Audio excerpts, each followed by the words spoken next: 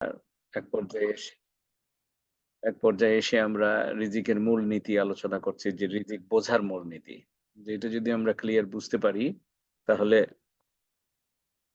আপনার আমাদের রিজিকের মধ্যে বরকতও হবে। এটা কি বলে? রিজিক বৃদ্ধিও পাবে কোয়ান্টিটেটিভলি আল্লাহ চায় তো দুনিয়াতে। মানে আখেরাতের কোনো কম্প্রোমাইজ না করে আখেরাতের মুক্তির সাথে মিলিয়ে রিজিক বৃদ্ধি পাবে ইনশাআল্লাহ এবং যা রিজিক আল্লাহ রাব্বুল আলামিন দিয়েছেন সেটার ভিতরে বরকত হবে। সন্তান-সন্ততি যদি রিজিক হয়ে থাকে তাহলে সে আওলাদে সালেহ হবে। তারা কুররাত আইন হবে। আপনার চক্ষু শীতলকারী হবে। আপনার বিবি চক্ষু শীতলকারী হবে। আপনার মুত্তাকিনা ইমামা হবে। হ্যাঁ? আপনার এই যে রিজিকের ভিতরে বরকত। আপনাকে শান্তি দিবে, আপনাকে অশান্তি দিবে না। আবার আপনি যেই অর্থ সম্পদ আপনি করেছেন সেই অর্থ সম্পদ আপনাকে অশান্তি দিবে না, শান্তি দিবে। সেখানের ভিতরে আপনার বরকত হবে। তো এই জিনিসগুলা হওয়ার জন্য মানে কিভাবে হচ্ছে এই জিনিসগুলা আমার বুঝার যে কতগুলা মূলনীতি আমি টোটাল যে দেখা যাচ্ছে যে ১৫ টার মতো পাওয়া যাচ্ছে। তো সর্বশেষ গত সপ্তাহে আমরা আলোচনা করেছি হচ্ছে অ্যা ১১ নম্বরটা। সেটা হচ্ছে যে আপনার ক্ষতির সময় আপনার আত্মসমর্পণ করুন আল্লাহ রাব্বুল আলামিনের কাছে। তাইলে আল্লাহ রাব্বুল আলামিন আপনাকে এই ক্ষতিটাকে ডাবল ফেরত দিবে আপনার ভালোর দিক থেকে। আপনি মনে করেন যে যখন আল্লাহ আপনার ইস্তেগফারকে খুশি হয়ে যাবে, যখন আপনি আল্লাহর কাছে সারেন্ডার করে ফেলবেন, তখন আপনার যেই গুনাহ আপনি আগে করেছিলেন যেটার জন্য আপনি তওবা করেছেন, সেই গুনাহ শুধু মাফ হবে না। আপনার সেই গুনাহ আপনি যদি ১০০ টা গুনাহ হয়ে থাকে সেটা মাফ হয়ে আপনার ১০০ টা সওয়াব আপনার এটা লিখিত হয়ে যাবে। হ্যাঁ? আপনার যে কি বলে? এই আল্লাহ রাব্বুল আলামিন সূরা আল ফুরকানে দেখেন এটার সাথে এটা মিলে যে মানে একটা স্পিরিচুয়াল কথা কিন্তু স্পিরিচুয়াল কথাটাকেই আবার দুনিয়ার তরক্কির জন্য এটা কানেক্ট করা যায়। সূরা আল ফুরকান ২৫ নম্বর সূরাতে আল্লাহ রাব্বুল আলামিন যখন ৬৯ নম্বর আয়াতে বলছেন যে তুমি কেউ যদি জেনা করে ফেলে কিংবা খুন করে ফেলে তার জন্য প্রচন্ড শাস্তি অপেক্ষা করছে। তার মানে এর চাইতে এগুলা হচ্ছে বড় কবিরা গুনার মধ্যে মানে একটা এগুলা।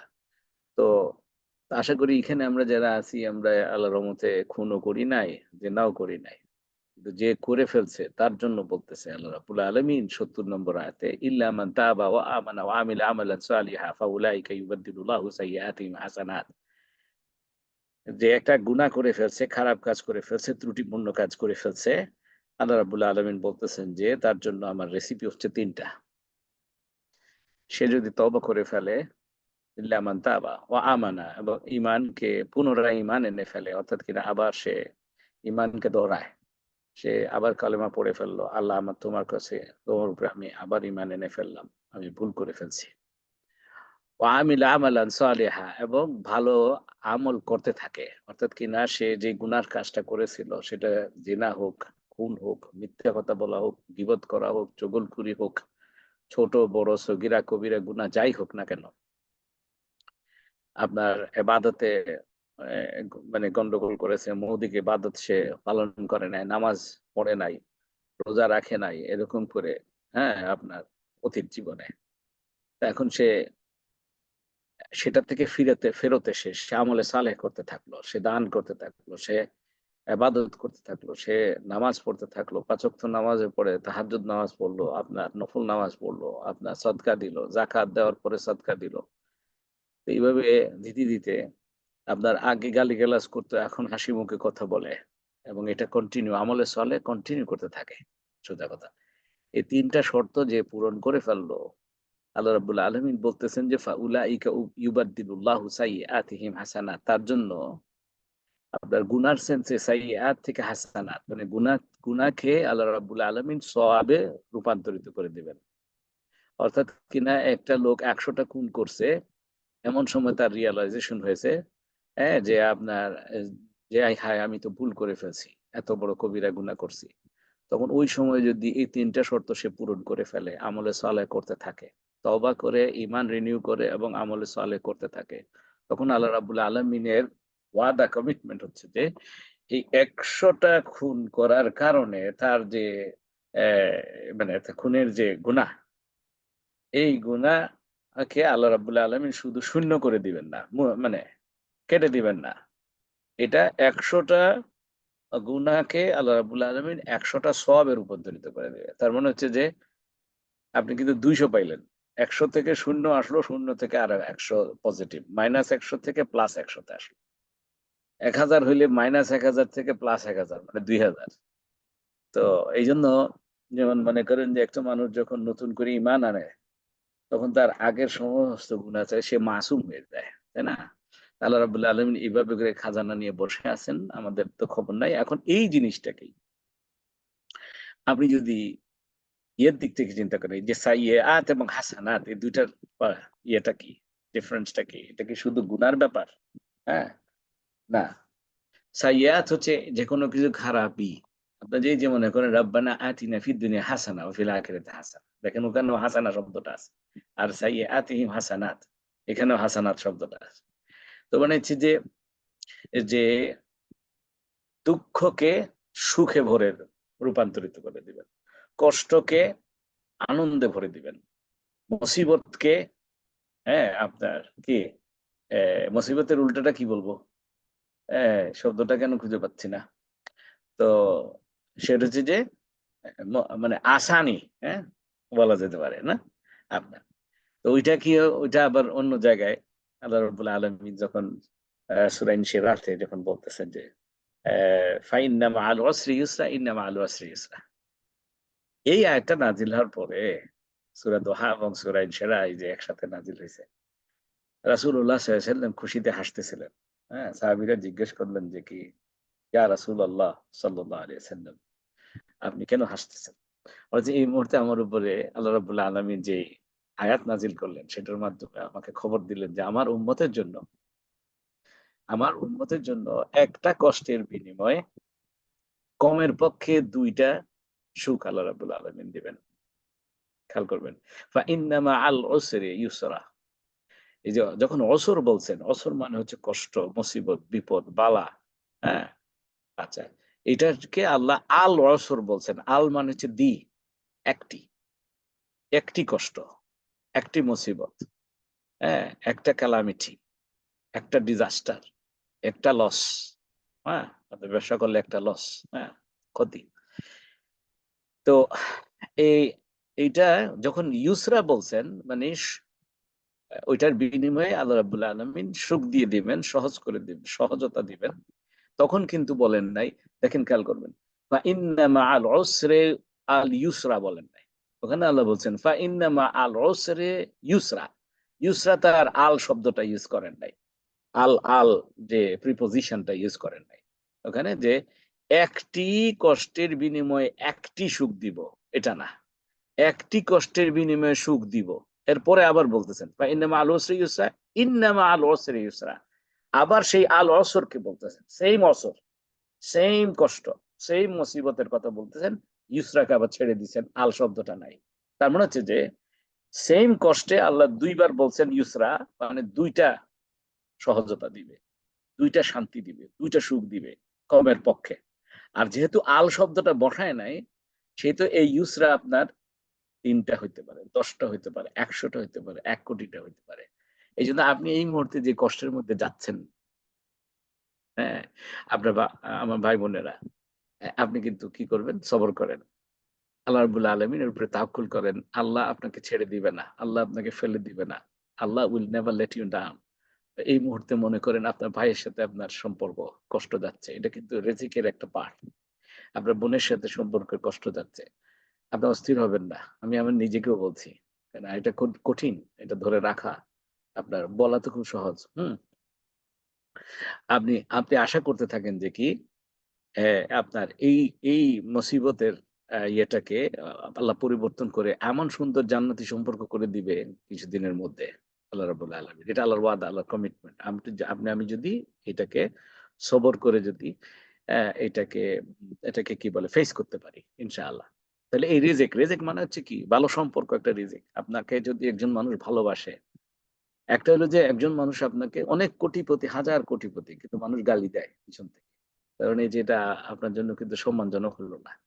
কিন্তু একজন মানুষ আরেকজন মানুষ কোটিপতি আছে কিন্তু তাকে সবাই সম্মান করে, ইজ্জত দেয় যে উনি কথা দিয়ে কথা রাখে। উনি কাউকে চিটিং করে না, ফ্রড করে না। খুব ভালো মানুষ। উনি উনার যে ইনকাম করে এই ইনকাম থেকে অনেক মানুষের উপকার হয়। আত্মীয়স্বজনের গরিব আত্মীয়স্বজনের উপকার হয়। সবাই সম্মান করে তাকে। এইটা হলো যে একটা।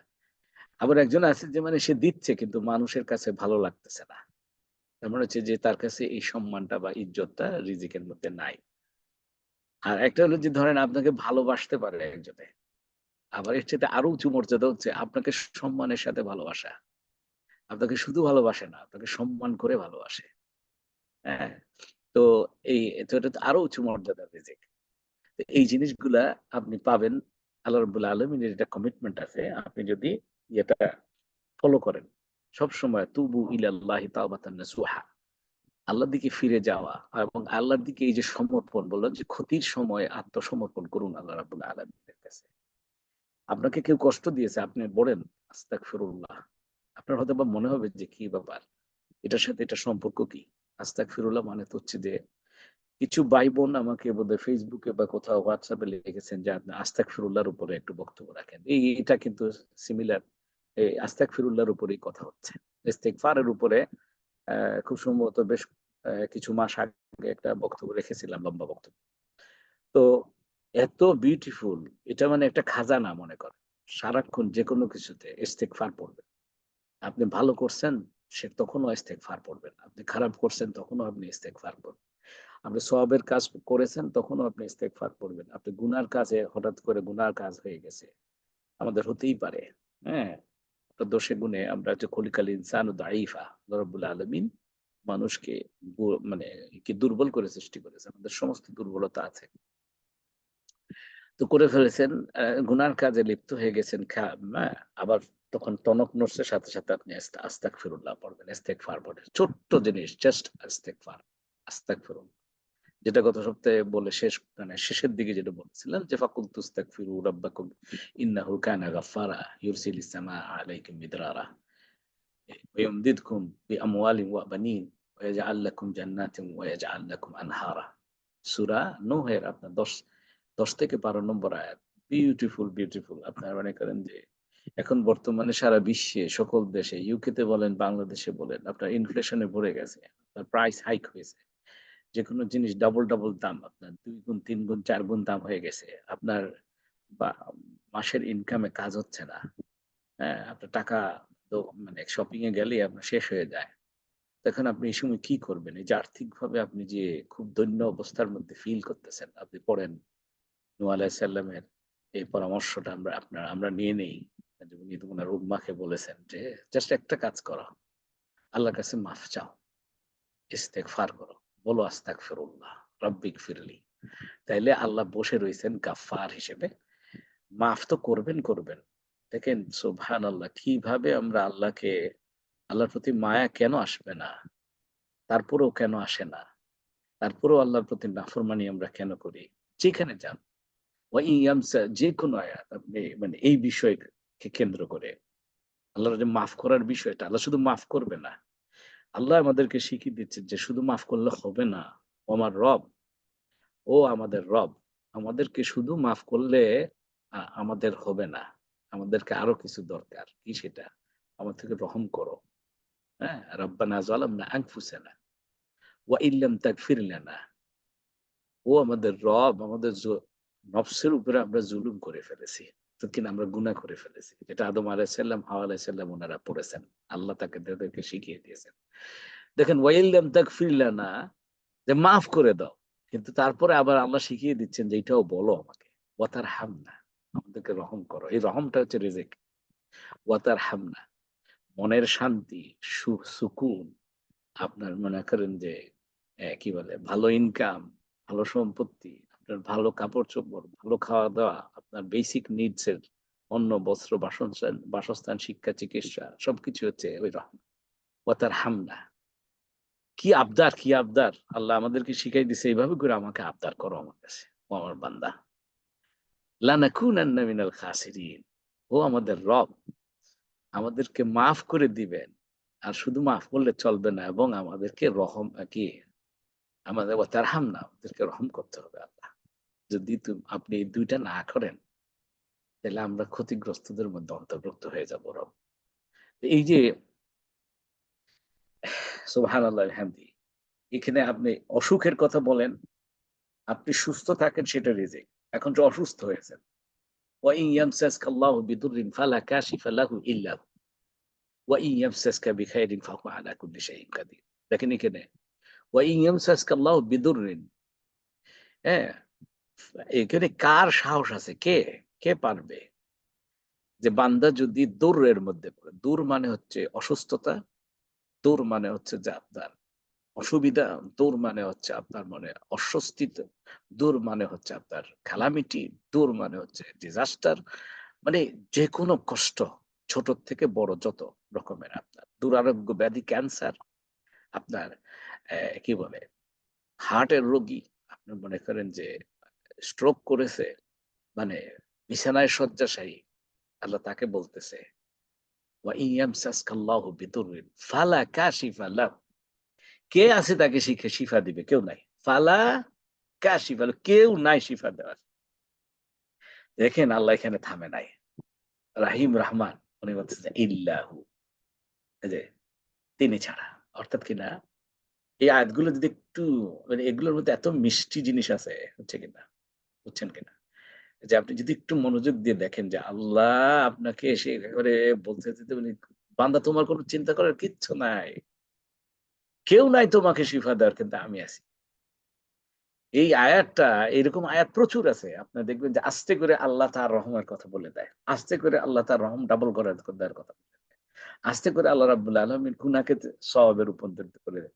কষ্টকে আপনার আনন্দে ভরে দেওয়ার কথা বলেন। হ্যাঁ? তো আবার অন্য জায়গায় আছে আম্মা ইউজিবুল মুত্তাররা ইজা দাআহু ওয়া ইউকশিফু সু। হ্যাঁ? যে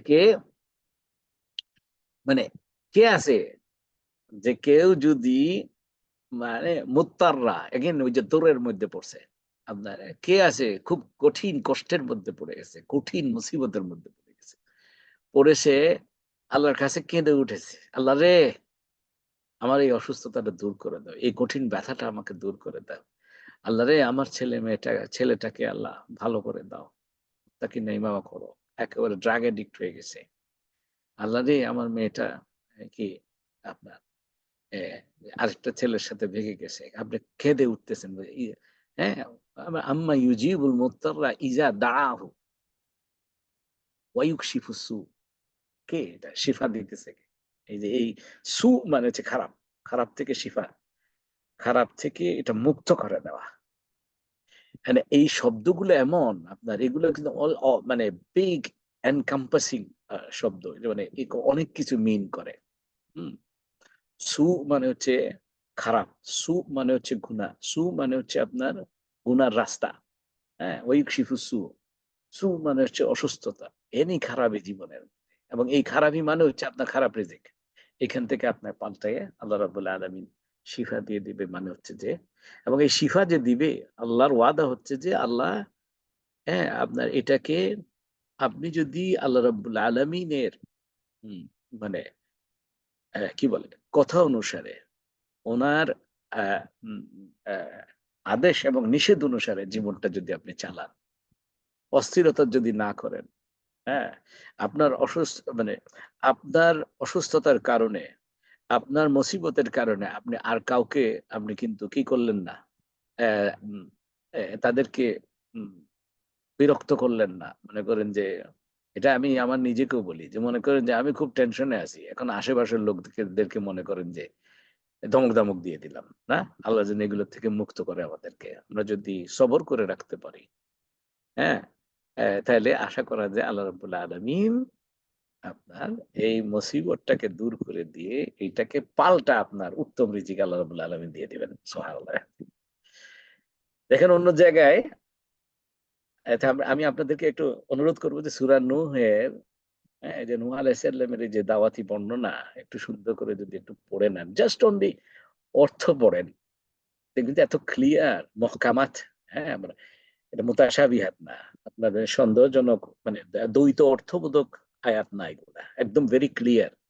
একটু পড়বেন, মন শান্তি হয়ে যাবে। দেখবেন আপনার দাওয়াতি কাজ করতে ইচ্ছে করবে। ইবাদত আরো বেশি করতে ইচ্ছা করবে। আল্লাহকে ইস্তিগফার করতে ইচ্ছা করবে। এত বিউটিফুল। কেউ আমাকে জিজ্ঞেস করে, "আচ্ছা ইস্তিগফারের সাথে আমার রিজিকের কি সম্পর্ক?" সম্পর্ক আছে।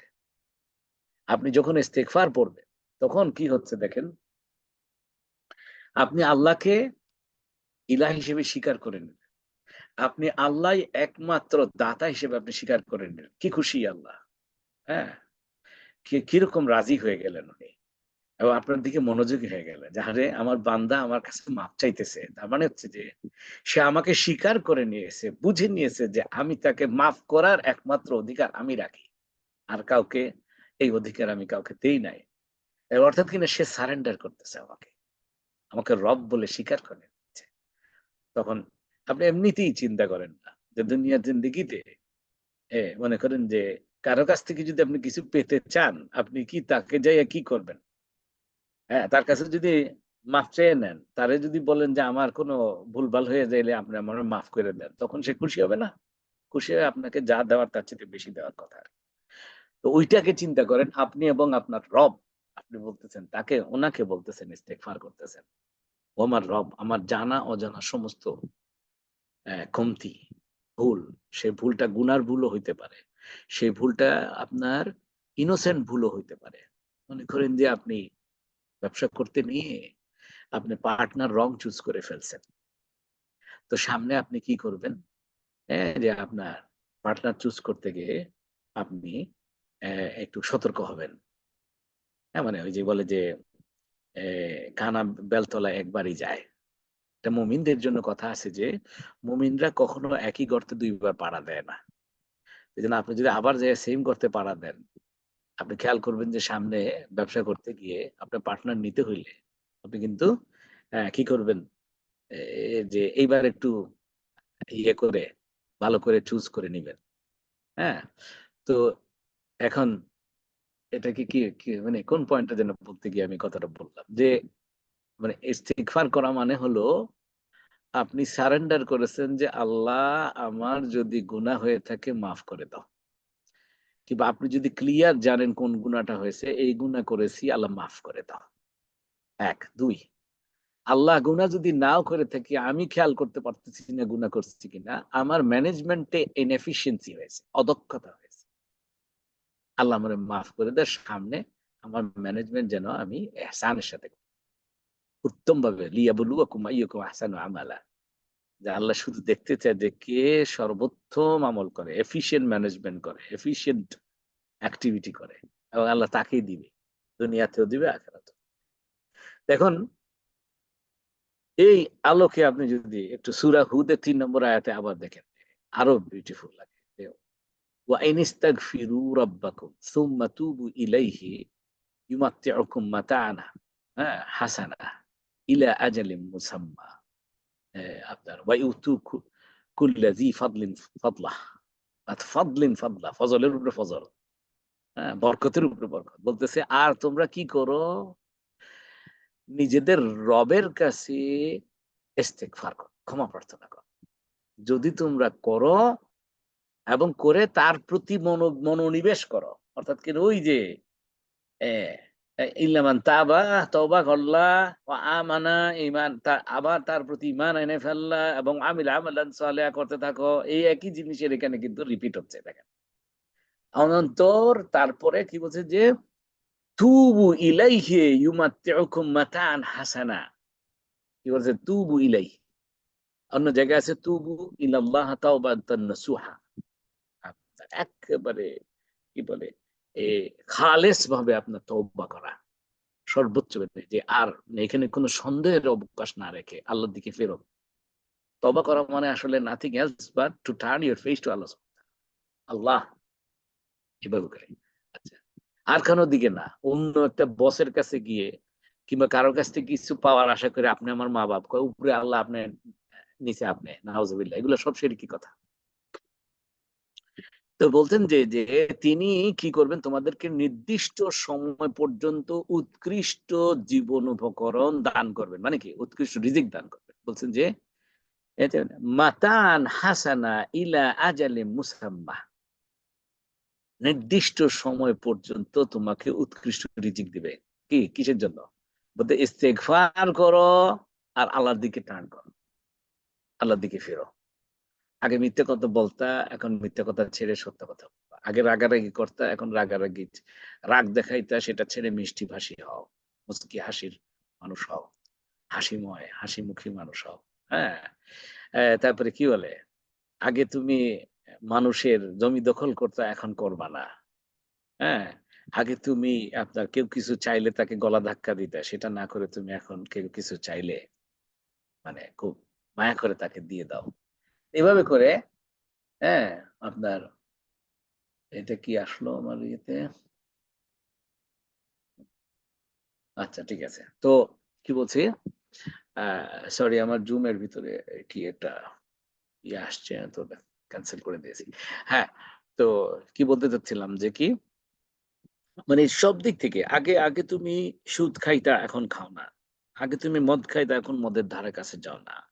আগে তুমি জেনা করতা, জেনা তো বহুত রকমের আছে আমাদের, সুবহানাল্লাহ।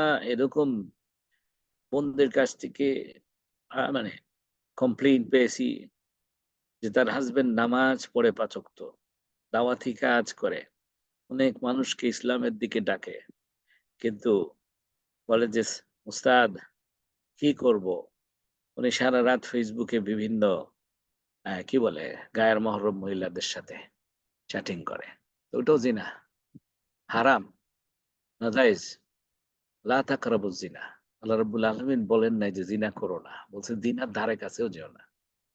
তো এরকম কেউ মানে আগে আপনি মনে করেন যে ফেসবুকে সারারাত আপনি এটা বেগানা নারীর সাথে আপনি চ্যাটিং করতেন। এখন সেটা বন্ধ করে দিয়েছেন।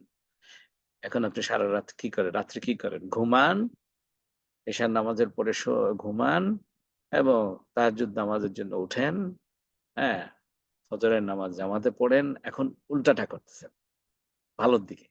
তো এইটাই বলতেছি যে কি তুমি, এটা হচ্ছে তওবা, আল্লাহর দিকে ফেরত আসা।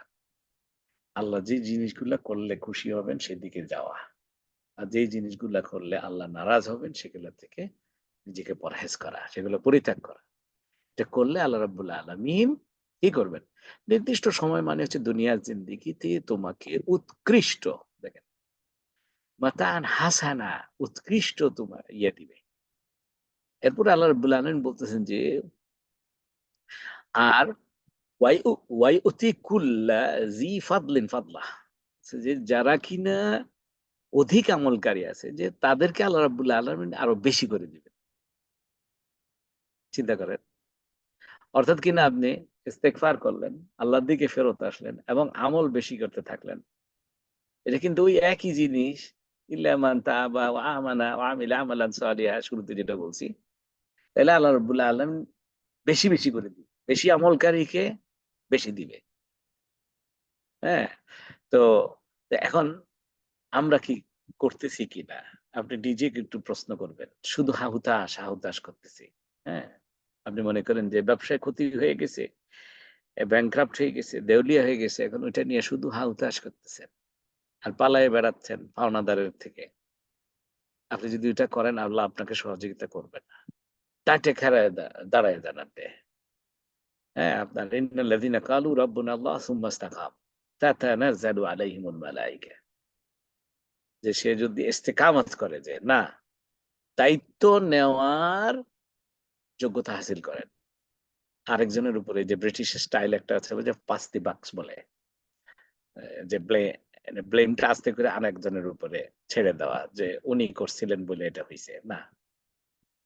যে যত বেশি রেসপনসিবিলিটি নিতে পারবে, সে তাকে আল্লাহ রাব্বুল আলামিন তত বেশি রেসপনসিবিলিটি বাড়িয়ে দিবে এবং তাকে লিডারশিপ, অনেকে ওয়ান্ডার করে, অমুক ব্যক্তিকে কেন সবাই লিডার হিসেবে চুজ করে? কিন্তু সে একটু দেখে না ওই ব্যক্তিটা কি করে। ওই ব্যক্তিটা যদি কখনো ভুল হয়, সেটা যদি একটা টিমের ভুল হয়, টিমের সবাই ভাগা দিলেও সে দাঁড়ায় থাকে, ইস্তেকামত করে যে না, এটা যেই ভুল করুক না কেন, যেহেতু আমি প্ল্যানিং করে বলছিলাম, তো সুতরাং এইটার দায়িত্ব আমার, আমি নিয়ে নিলাম। এভাবে যদি আপনি নিতে পারেন, আল্লাহ আপনার দায়িত্ব নিয়ে নিবে। সুবহানাল্লাহ। কথা হচ্ছেন কিনা? আর যদি আপনি ভাগা দেন, আপনি, হ্যাঁ, যে এরকম আমার জীবনে বেশ অনেক অভিজ্ঞতা আছে আপনার। ভালো যাইতেছে, ভালো যাচ্ছে, ভালো যাচ্ছে, সবাই খুব আছে। কিন্তু যখন হঠাৎ করে লস হয়ে গেল, সব ডাইরেক্টর আপনার ভাগা দিছে। কিন্তু একজন একদম দাঁড়ায় আছে, যে এটার দায়িত্ব নিছে। আল্লাহ রাব্বুল আলামিন তাকে বরকত দিয়েছে। আলহামদুলিল্লাহ। এটা আপনাদের জীবনেও নিশ্চয়ই এরকম আছে। এজন্য ভাগা দিবেন না। মানে আপনার পাওনাদারকে মিথ্যা কথা বলবেন না। তার থেকে ভাগবেন না।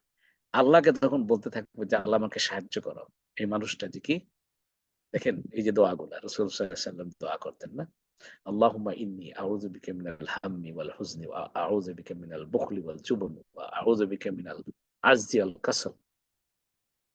আল্লাহুম্মা ইন্নী আউযু বিকা মিন গালাবাতিদ দাইন ওয়া কাহরির রিজাল। একজন সাহাবী এরকম করে বসেছিলেন মসজিদের মধ্যে। মানে প্রচন্ড কাতর অবস্থা। তখন রাসূলুল্লাহ সাল্লাল্লাহু আলাইহি ওয়াসাল্লাম জিজ্ঞেস করলেন, "কি হয়েছে?" ইয়া রাসূলুল্লাহ সাল্লাল্লাহু আলাইহি ওয়াসাল্লাম, আমি ঋণের আলোচনায় এই ঘটনাটাকে বর্ণনা করেছিলাম। আপনারা আমার ফেসবুক পেজে এটা দেখবেন। ঋণগ্রস্ত, বেশি ঋণগ্রস্ত হইলে আপনি কি, কি করবেন এবং কি ধরনের দোয়া পড়লে এবং কি আমল করলে আপনাকে আল্লাহ রাব্বুল আলামিন ঋণ থেকে মুক্ত করবেন। কোটি, কোটি টাকার ঋণ আপনার হইতে পারে। আপনার এটা অটো মুক্তি হইতে থাকবে। আপনি যদি ওই কাজগুলা, আমার বক্তব্য একটু শুনে নিবেন ইনশাআল্লাহ। এটা একটা সিরিজ ছিল।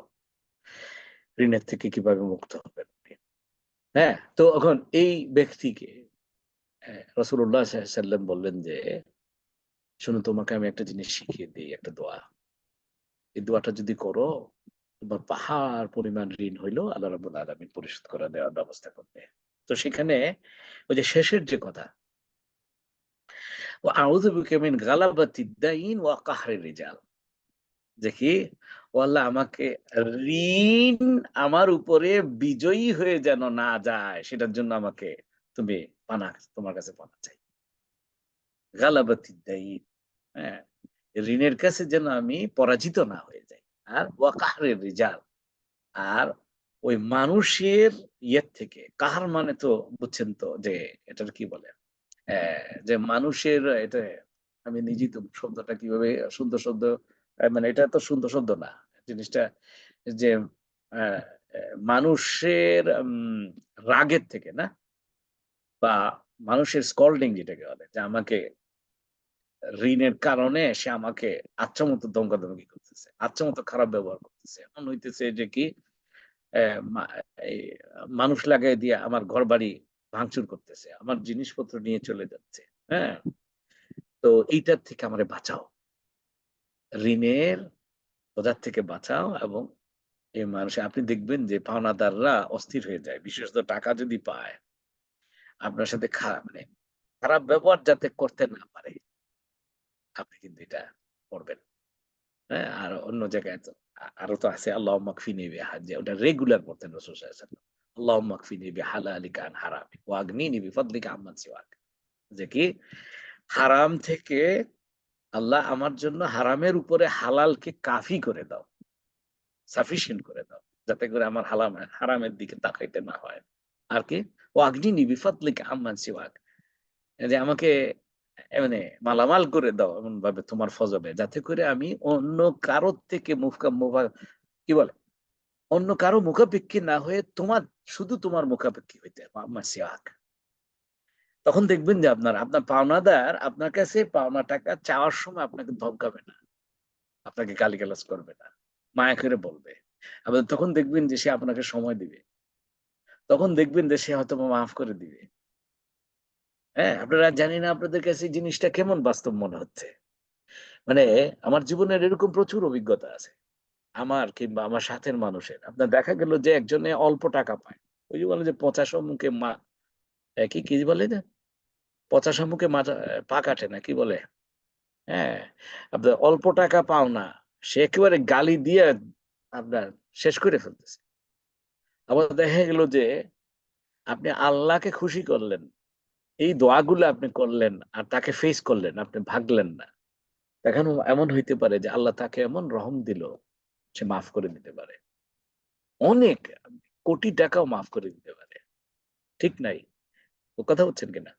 তো এইজন্য তাহলে আপনার যদি এটা মাফ হয়ে যায় কি হলো? রিজিক হলো না? নাহলে তো এই টাকাটা আপনার কাছ থেকে কিন্তু যাইতে মানে আপনার পকেট থেকে, তাই না? আচ্ছা। তো এখন এই যে আত্মসমর্পণ করবেন, আল্লাহ বিভিন্ন জায়গায় বলতেছে। বিভিন্ন জায়গায়। ইস্তিগফার এটার সাথে আপনি কি করবেন? আপনি সবর করার জন্য। আপনারা তো এটা জানেন এখন না বহুদিন ধরে দশকের পর দশক আপনার মুসলিম উম্মাহ কষ্টের মধ্যে আছে। বিভিন্ন দেশে প্যালেস্টাইন থেকে শুরু করে সব জায়গায়। আপনার ইভেন মুসলমানের দেশে দেখা যাচ্ছে যে নামাজ কালাম যারা পড়ে, দাড়ি যারা রাখে, আলেম যারা আছে তারা পারসিকিউটেড হয়। দেশ তো বলার দরকার নেই আপনারা বুঝতে পারতেছেন। তো এটা হচ্ছে যে আল্লাহ বলতেছেন ওয়ালা নাবলুওয়ান্নাকুম বিশাইয়্যিম মিনাল খাউফি ওয়াল জুই ওয়া নাকসিম মিনাল আমওয়ালি ওয়াল আনফুসি ওয়াস সামারাত ওয়া বাশশিরিস সাবিরিন আল্লাযীনা ইযা আসাবাতুহুম মুসিবাতুন ক্বালু ইন্না লিল্লাহি ওয়া ইন্না ইলাইহি রাজিউন উলাইকা আলাইহিম সালাওয়াতুম মির রাব্বিহিম ওয়া রাহমাহ ওয়া উলাইকা হুমুল মুহতাদুন। এই আয়াতগুলো মুখস্থ করবেন। তাহলে আপনার নামাজে অন্তত পড়তে পারবেন। দেখি ১৫৫ থেকে ১৫৭ নম্বর আয়াত। হুম? যে কি? যে আমি পরীক্ষা করব কিসে? মিনাল খাউফি ভয়, হ্যাঁ, ওয়াল জুই ওয়া নাকসি মিনাল আমওয়ালি ওয়াল আনফুসি ওয়াস সামারাত। ভয়, ক্ষুধা, মাল ও জানের ক্ষতি ও ফসলাদি বিনষ্টের মাধ্যমে। যে জমিতে ফসল আপনি চাষ দিছেন, কিন্তু দেখা গেল যে আপনার এটা নষ্ট হয়ে গেছে। এটার মাধ্যমে আল্লাহ বলতেছেন আমি পরীক্ষা করব। তবে সুসংবাদ হচ্ছে তাদের জন্য ওয়াবাশশিরিস সাবিরিন, যে যারা সবরকারী, অস্থির হইয়া হা হুতাশ হইয়া আল্লাহকে গালিগালাজ করলো না, নাউজুবিল্লাহ। আর কাউরে পাইলো না, আমারই পাইলো এভাবে। অথবা আশেপাশের লোকদেরকে আপনার ক্ষতি করলো। এটা যেন না করে, হ্যাঁ? আপনার সে সবর ধরল। এবং সবর ধরে সে যখন বলল, "ইন্না লিল্লাহি ওয়া ইন্না ইলাইহি রাজিউন।" আমাদের সমাজে কমিউনিটিতে ইন্না লিল্লাহ পড়লে মনে হয় যেন শুধু মৃত্যুর জন্য পড়ায়। আসলে এটা না। আমার একটা জীবনে নিজেরই অভিজ্ঞতা হয়েছে। হসপিটালে আমার বাবা যখন আপনার আ কোমাতে ছিলেন, তখন পাশের বেডে আরেকজন বয়স্ক মানুষ, উনি স্টিল আপনার কি বলে জ্ঞান আছে। কিন্তু ডাক্তাররা বলে দিয়েছে যে উনি আর বাঁচবে না। তো তার ছেলেদের সাথে কথা বলছি। তখন তাদেরকে বললাম যে, ইয়ে পড়েন, উনাকে যে রাসূলুল্লাহ সাল্লাল্লাহু আলাইহি ওয়াসাল্লাম বলেছেন কালেমা তালকিন করতে আপনার। হ্যাঁ? যে উনাকে পড়ান বলে আপনার পাশে বসে লা ইলাহা ইল্লাল্লাহ মুহাম্মাদুর রাসূলুল্লাহ। বাবা বলো, আশহাদু আল্লা ইলাহা ইল্লাল্লাহ ওয়াহদাহু লা শারীকা লাহু ওয়া আশহাদু আন্না মুহাম্মাদান আবদুহু ওয়া রাসূলুহু।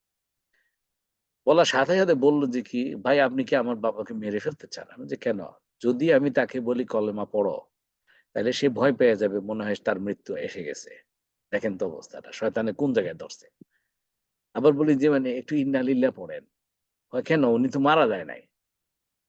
তো এইরকম আমাদের মধ্যে একটা ধারণা আছে। মানে ভুল ধারণা যে কি শুধু মারা যাইলে ইন্না লিল্লাহ। না, আল্লাহ বলতেছে তারা যখন বিপদে পড়ে তখন তারা বলে ইন্না লিল্লাহি ওয়া ইন্না ইলাইহি রাজিউন। যে নিশ্চয়ই আমরা সব আল্লাহর জন্যে কিংবা আল্লাহর কাছ থেকে আসি এবং আমরা নিশ্চয়ই সবাই আল্লাহর কাছে চলে যাব। সবকিছু আল্লাহর কাছ থেকে আসে এবং আল্লাহর কাছ থেকে চলে যাবে। আল্লাহর মাল আল্লাহ নিয়ে গেলেন। হ্যাঁ? সেটা মাল হইতে পারে, জান হইতে পারে। না?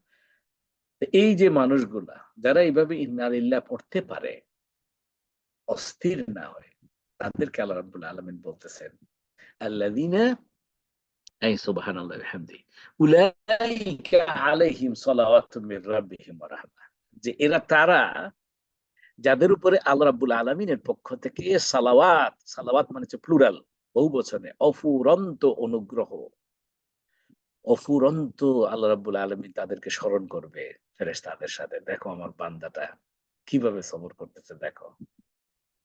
দেখো।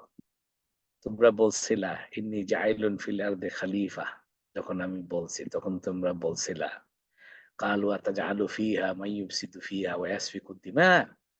ও আমাদের রব আমাদের বুঝে আসতেছে না যে আপনি কি আরেকটা জাতি সৃষ্টি করবেন যারা কিনা পরস্পর রক্তারক্তি করবে এবং জমিনে ফাসাদ সৃষ্টি করবে, করাপশন করবে।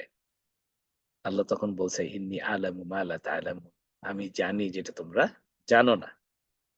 ওইটাকে আল্লাহ কিন্তু বরাত দিয়ে বুঝাইতে চায়, ওই দেখো দেখো দেখো, তুমি তো আমার এই মানুষগুলার ব্যাপারেই তোমরা বলছিলা, তোমরা ভয় পাইছিলা যে এরা কোনো রক্তারক্তি করবে, কিংবা করাপশন করবে জমিনে।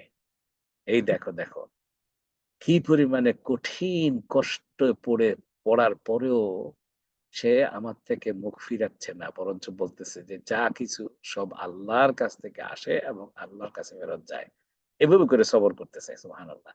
তখন আল্লাহ এই যে ফেরেশতার সাথে আপনার, ফেরেশতাদের সাথে আরশে মুআল্লায় আপনার আল্লাহ রাব্বুল আলামিন আপনার জন্য ফাজকুরুনি আযকুরকুম, আপনি আল্লাহর জিকির করলেন ইন্না লিল্লাহি ওয়া ইন্না ইলাইহি রাজিউন বলে। তখন আল্লাহ ওখানে আরশে মুআল্লায় আ মানে ফেরেশতাদের সাথে বেশি মর্তবা সম্পন্ন আল্লাহর সৃষ্টি ফেরেশতা, হ্যাঁ? তাদের সাথে উনি এই আলাপটা করতেছেন। আমার উনার কাছে ভাল লাগতেছে। এই মুহূর্তে এই যে এখনো মজলিসে বসলেও কিন্তু সেম জিনিস হয়। হ্যাঁ? আল্লাহ রাব্বুল আলামিন আমাদেরকে নিয়ে, আমরা এখানে জুমে কিছু মানুষ আছি, কিছু মানুষ লাইভে আছে, না? আমি কিছু আল্লাহর নামে কিছু কথা বলছি, আপনারা কিছু শুনছেন। এটা সব আল্লাহর কথা বলছি। নবী সাল্লাল্লাহু এর কথা বলছি। আমরা জান্নাত জাহান্নামের বিষয়ে আলোচনা করছি। দুনিয়াতে কিভাবে আল্লাহর সন্তুষ্টি মতো করে রিজিক অর্জনের চেষ্টা করার কথা বলছি।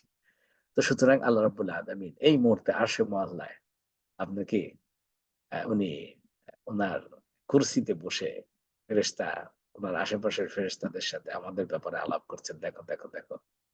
আমার বান্দারা তো আমার কথা আলোচনা করছে। তোমরা যেটা মনে করছিলা যে তারা রক্তাকক্তি করবে। কিন্তু আমি এই মানুষগুলাকে সৃষ্টি করেছি আমার এই বান্দাগুলার জন্যে, এই বান্দা-বান্দীগুলার জন্যে। সুবহানাল্লাহ। তো এটাই বলতেছেন যে তারা সালাওয়াত পাবে মির রাব্বিহিম ওয়া রাহমাহ, এবং এই যে এবং রহমতও পাবে। আবার চলে আসছে রহমত। হ্যাঁ? মানে ওই যে রিজিক আপনার। এবং তারাই হচ্ছে ওয়া উলাইকা হুমুল মুহতাদুন। এটা গেল ১১ নম্বর। সুতরাং কি করবেন আমার ভাই-বোনেরা? আপনি যদি রিজিক আপনার দিকে, ভালো রিজিক, উত্তম রিজিক আপনার দিকে ধেয়ে আসুক, আপনার পিছন আসুক, আপনি তার পিছনে ছুটতে হচ্ছে না। এরকম সিচুয়েশন যদি আপনি চান, আপনার জীবনের প্রত্যেকটা মুভমেন্টে আপনি ইস্তেগফার পড়বেন। বাসা থেকে বের হওয়ার সময় আপনি আস্তাগফিরুল্লাহ পড়বেন। বাস স্ট্যান্ডে দাঁড়িয়ে আছেন, আপনি আস্তাগফিরুল্লাহ পড়তে থাকেন। এইজন্য নবী মুহাম্মদুর রাসূলুল্লাহ সাল্লাল্লাহু আলাইহি ওয়াসাল্লাম উনি ৭০ বার, কিংবা অন্য রেওয়ায়েতে আসছে ১০০ বার প্রতিদিন আপনার ইস্তেগফার পড়তেন। কমের পক্ষে, এর নিচে না। হ্যাঁ? এইজন্য আমরা পড়তে থাকবো ইনশাআল্লাহ। ১২ নাম্বার আসেন। ইস্তেগফার তো পড়লেন, সবর তো করলেন। কিন্তু আপনি একটা জিনিস করতে হবে, সেটা হচ্ছে যে কি শুকরিয়া আদায় করা। খেয়াল করবেন। যে শুকরিয়া আদায় করা হচ্ছে যে আল্লাহ, তুমি আমাকে কি দিয়েছো? আপনি যদি হিসাব করে দেখেন, আপনাকে আপনার মুসিবতের চাইতে আল্লাহ আপনাকে বেশি করে দিয়েছেন। মনে করেন যে এত নেয়ামত, মুসিবতের চাইতে নেয়ামত বেশি। নেয়ামত কি? ২ চোখ, ও আমার রব, আমাকে ২ টি চোখ দিয়েছো, প্রাণ ভরে দেখতে পারি।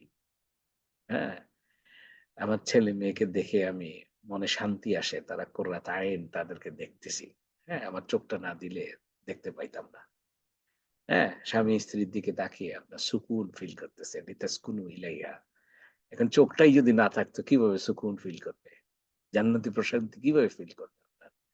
এভাবে করে আপনি বসে প্রতিদিন যেটা করবেন, ঘুম থেকে উঠে আপনি দেখবেন যে দিনের সবচাইতে, সাইকোলজিস্টরা বলে যে দিনের সবচাইতে লো আ সাইকোলজি ফিল করার টাইম হচ্ছে ঠিক ঘুম থেকে উঠার পরপর।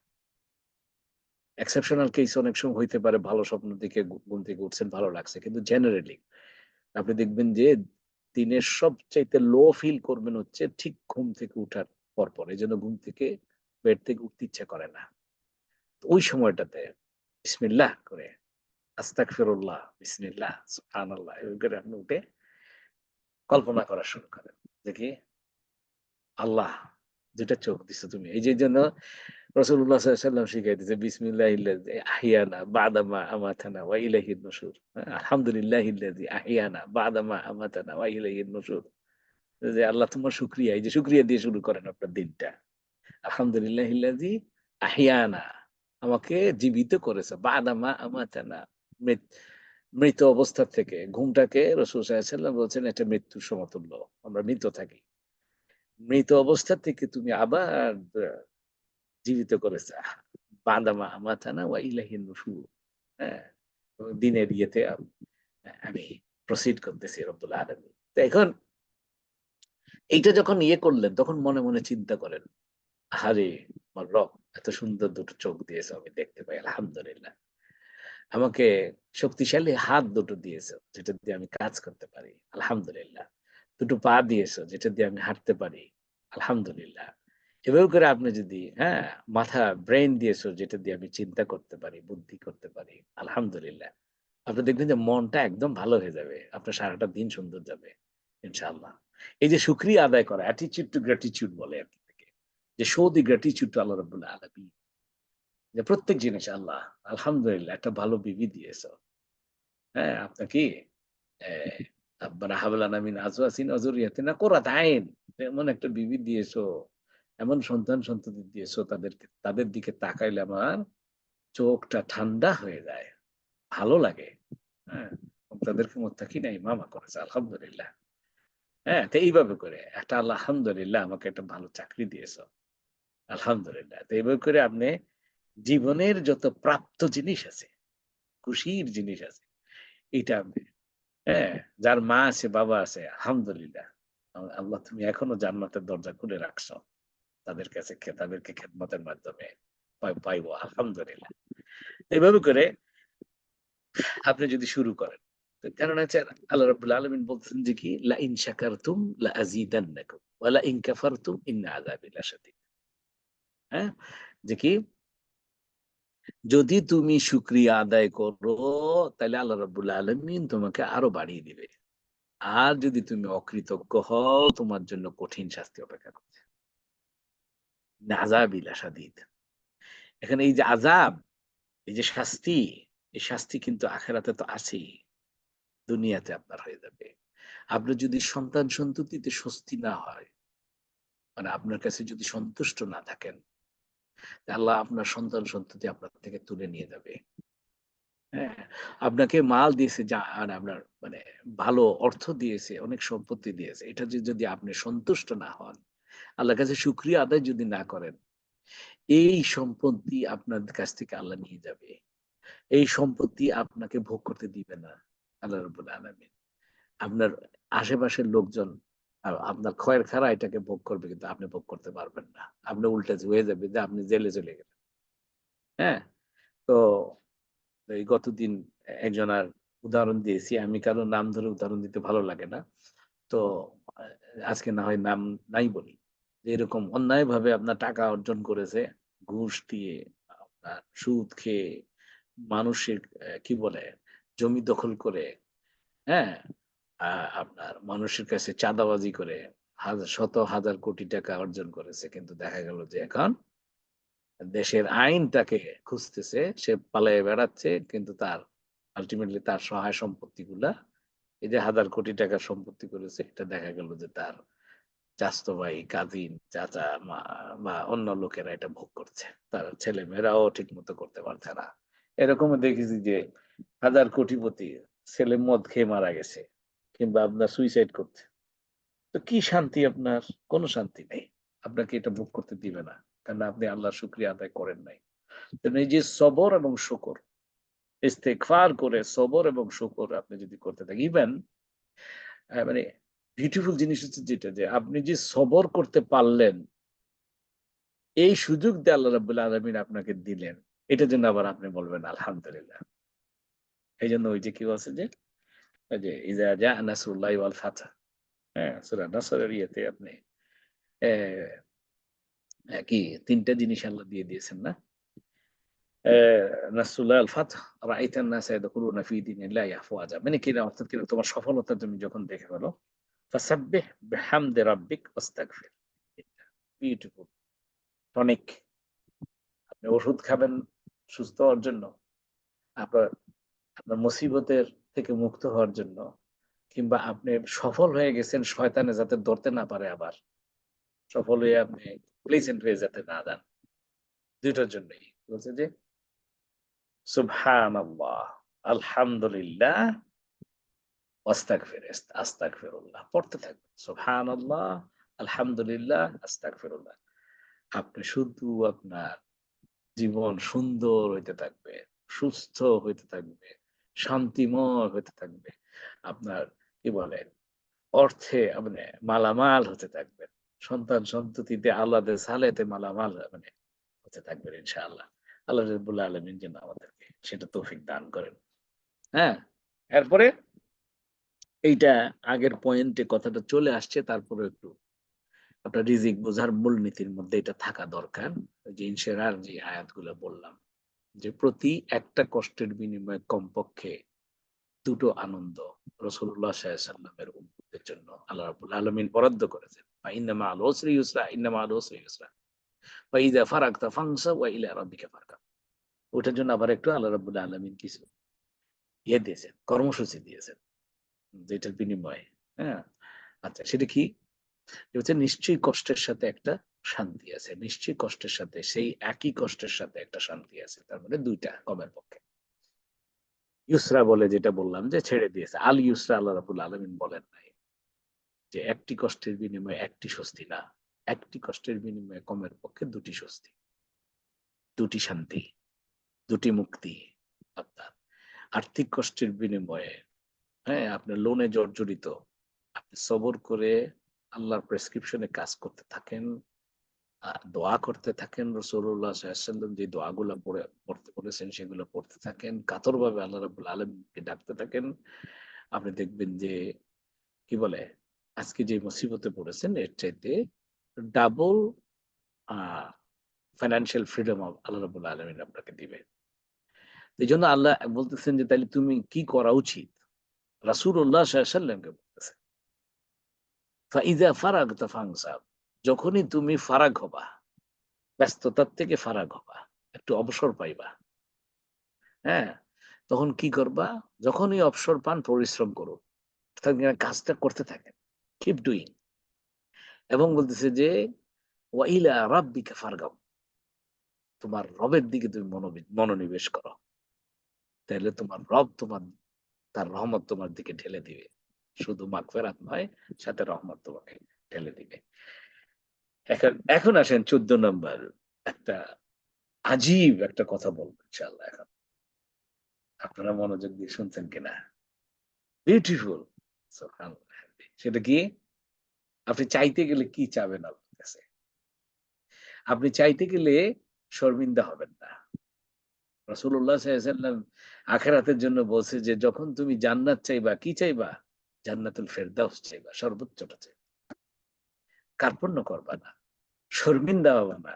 কেন তুমি এমন রবের কাছে চাইতেছো যে রব সারা পৃথিবীর সকল মানুষ, হ্যাঁ, তাদের সমস্ত চাহিদা মতো তার কাছে চাইলে উনি সব দেওয়ার পরেও তার ভান্ডার থেকে এক বিন্দু পরিমাণ কমবে না। সেই সত্তার কাছে তুমি চাইতেছো। সুতরাং চাওয়ার ক্ষেত্রে তুমি হিচকিচাও না, এটাকে বলে। হ্যাঁ, আপনার এই কি বলে হেজিটেট করিও না। একটু বেশি চাইয়া ফেললাম নাকি? না। এখন তুমি চাইবা কি? বলছে চাইতে গেলে আপনার দক্ষতা এবং যোগ্যতা অনুসারে চাবেন। কিভাবে? সুবহানাল্লাহ বিহামদিহি। যে সুলাইমান আলাইহিস সালামের ঘটনা দিয়ে এবং ইউসুফ আলাইহিস সালামের ঘটনা দিয়ে আল্লাহ রাব্বুল আলামিন আমাদেরকে মিসাল দিচ্ছেন এবং এই ২ টা ঘটনা মানসুখ হয় নাই। কোরআনে এই ঘটনাগুলা দিয়ে আল্লাহ রাব্বুল আলামিন আমাদেরকে উৎসাহ দিচ্ছেন যে তোমরাও এভাবে চাইবা। কিভাবে দেখেন? قال رب اغفر لي وهب لي ملكا لا ينبغي لأحد من بعدي إنك أنت الوهاب। সুলাইমান আলাইহিস সালাম বললেন যে ওয়ামার রব, ১ম ছোটে দেখেন রাব্বিক ফিরলি ইস্তেগফার পড়ে নিছে। আপনি আল্লাহর কাছে কিছু চাইতে নিলে আপনি ১ম এ ইস্তেগফার পড়বেন। ইস্তেগফার পড়ে উনাকে ওই যে বলে যে মন গলায় ফেলা।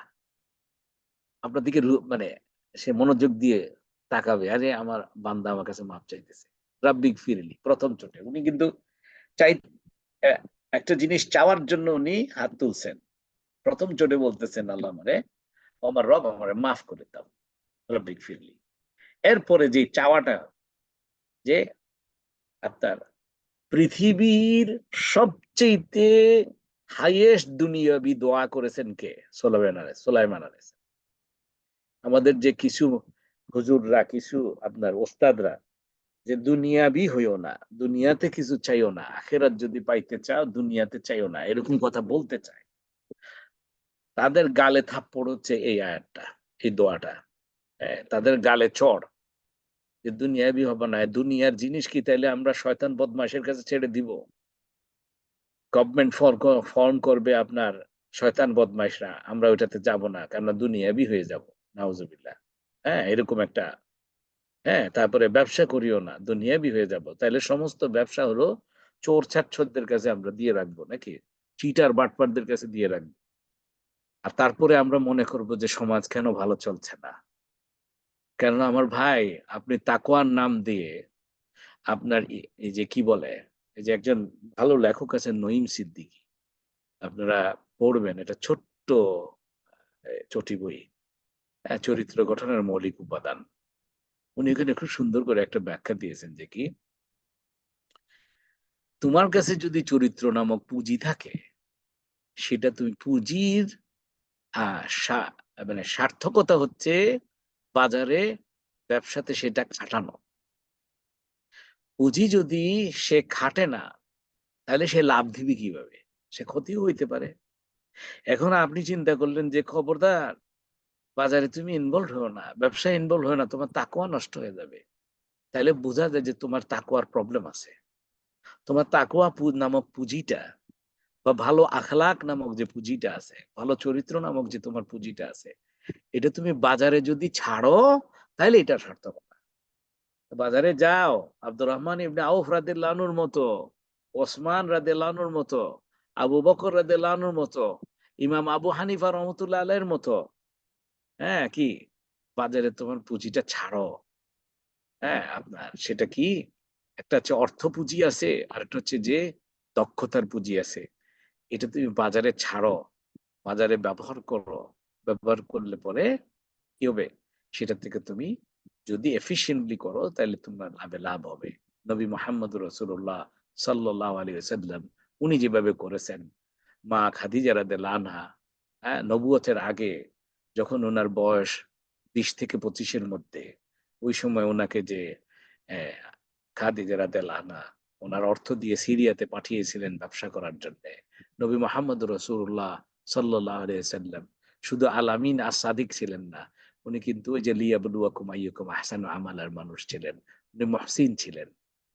শুধু আলামিন সাদিক ছিলেন না, উনি মুহসিনও ছিলেন। এর মুহসিন, যেই কাজ করতেন উনি এটা সর্বোত্তম ভাবে করতেন, খুশু খুজুর সাথে করতেন, মনোযোগের সাথে করতেন, আপনার টাইম ম্যানেজমেন্ট পারফেক্টলি করতেন, আপনার দক্ষতার সাথে করতেন, যার কারণে ওই বছর, অন্যান্য বছরের তুলনায় উনি খাদিজা রাদিয়াল্লাহু আনহার অর্থ বা পুঁজির উপরে ডাবল ডাবল লাভ নিয়ে আসছেন, এবং সেটাই কিন্তু মেইন অ্যাট্রাকশন ছিল।